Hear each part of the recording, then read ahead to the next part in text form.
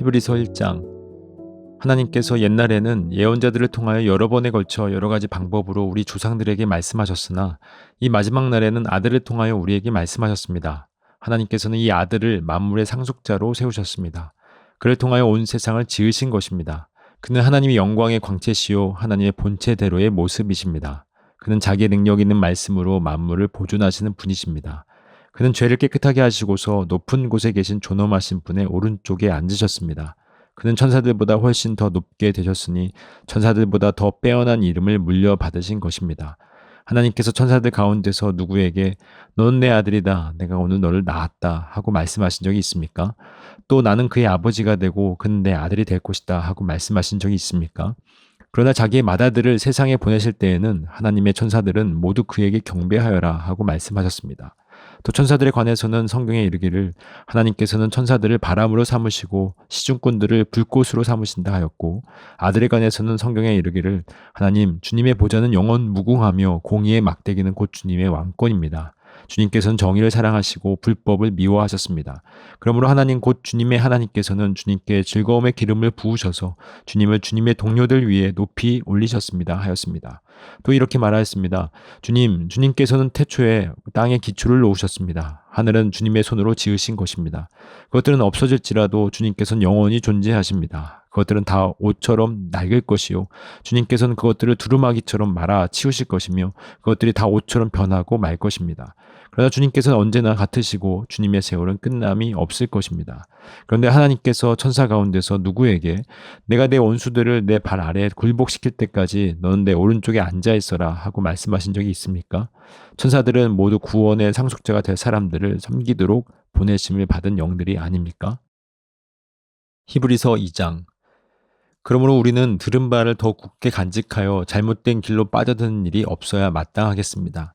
천사들을 통하여 하신 말씀이 효력을 내어 모든 범행과 불순종하는 행위가 공정한 갚음을 받았거든 하물며 우리가 이렇게도 귀중한 구원을 소홀히 하고서야 어떻게 그 갚음을 피할 수 있겠습니까?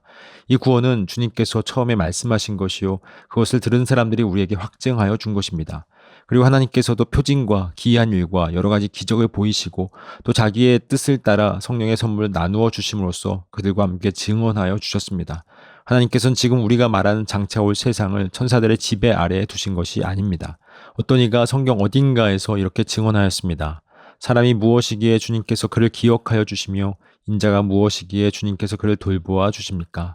주님께서는 그를 잠시 동안 천사들보다 못하게 하셨으나 영광과 존귀의 면류관을 그에게 씌워 주셨으며 만물을 그의 발 아래에 복종시키셨습니다. 하나님께서 만물을 사람에게 복종시키심으로써 그에 복종하지 않는 것이라고는 아무것도 없게 하신 것입니다. 그러나 지금 우리가 보기로는 아직도 만물이 다 그에게 복종하고 있는 것은 아닙니다. 예수께서 다만 잠시 동안 천사들보다 낮아지셔서 죽음의 고난을 당하심으로써 영광과 존귀의 면류관을 받아 쓰신 것을 우리가 봅니다. 그는 하나님의 은혜로 모든 사람을 위하여 죽음을 맛보셔야 했습니다. 하나님께서는 만물을 창조하시고 만물을 보존하시는 분이십니다. 그러므로 하나님께서 많은 자녀를 영광에 이끌어 들이실 때에 그들의 구원의 창시자를 고난으로써 완전하게 하신다는 것은 당연한 일입니다. 거룩하게 하시는 분과 거룩하게 되는 사람들은 모두 한 분이신 아버지께 속합니다. 그러므로 예수께서는 그들을 형제 자매라고 부르시기를 부끄러워하지 않으셨습니다.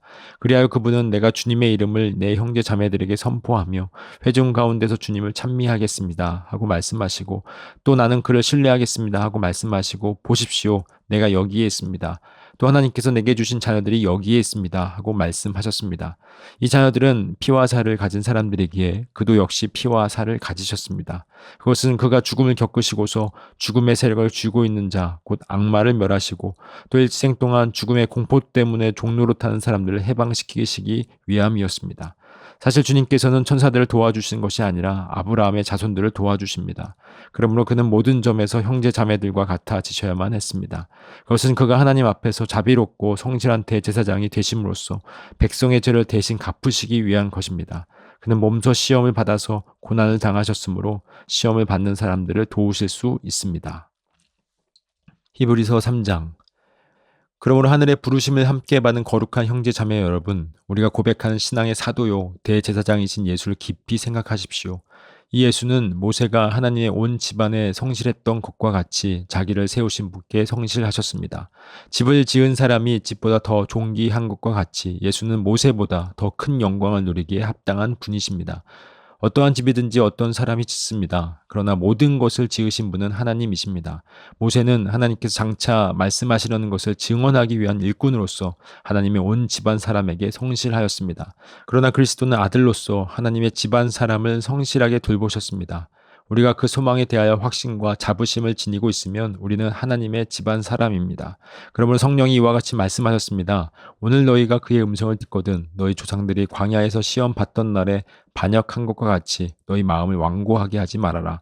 거기에서 그들은 나를 시험하여 보았고 40년 동안이나 내가 하는 일들을 보았다. 그러므로 나는 그 세대에게 분노해서 말하였다. 그들은 언제나 마음이 미혹되어서 내 길을 알지 못하였다.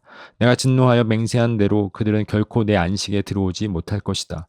형제자매 여러분, 여러분 가운데 믿지 않는 악한 마음을 품고서 살아계신 하나님을 떠나는 사람이 아무도 없도록 여러분 조심하십시오.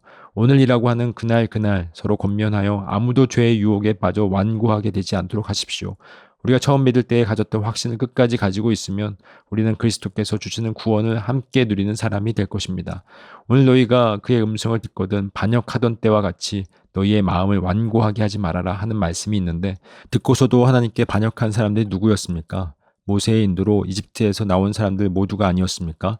하나님께서 40년 동안 누구에게 진노하셨습니까? 죄를 짓고 시체가 되어서 광야에 쓰러진 그 사람들이 아닙니까? 하나님께서는 누구에게 하나님의 안식에 들어가지 못하리라고 맹세하셨습니까? 순종하지 않은 사람들에게 하신 것이 아닙니까? 결국 그들이 들어갈 수 없었던 것은 믿지 않았기 때문임을 우리는 압니다. 히브리서 4장. 그러므로 하나님께서 주시는 안식에 들어가리라는 약속이 아직 남아있는 동안에 여러분 가운데서 거기에 미치지 못하는 사람이 아무도 없도록 두려운 마음으로 조심하십시오. 그들이나 우리나 기쁜 소식을 들은 것은 마찬가지입니다.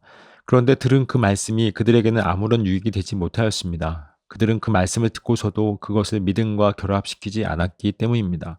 그러나 그 말씀을 믿은 우리는 안식에 들어갈 것입니다. 그것은 내가 진노하여 맹세한 것과 같이 그들은 결코 내 안식에 들어오지 못할 것이다 하고 말씀하신 그대로입니다.